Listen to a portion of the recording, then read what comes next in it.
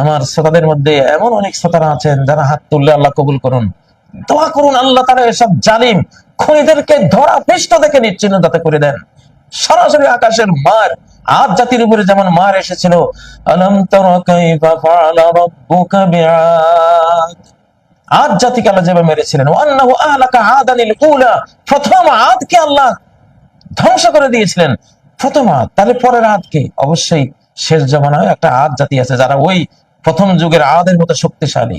আদে আখেরা যেটা পরবর্তী শেষ জমানার আদ যেগুলি, আল্লাহ যাতে এগুলিকে প্রথম যুগের আদদের মতো নিচ্ছিন্ন করে দেয়, একেবারে মরুভূমির নিচে যেমন ৮০ হাত বালির নিচে দাফন করে দিয়েছিল আল্লাহ তাআলা ওই আদ জাতিকে, এই শেষ জামানার আদ জাতি যেগুলো, ওগুলোকে যেন সাগরের নিচে হোক মাটির নিচে হোক আল্লাহ তাআলা দাফন করে দেন।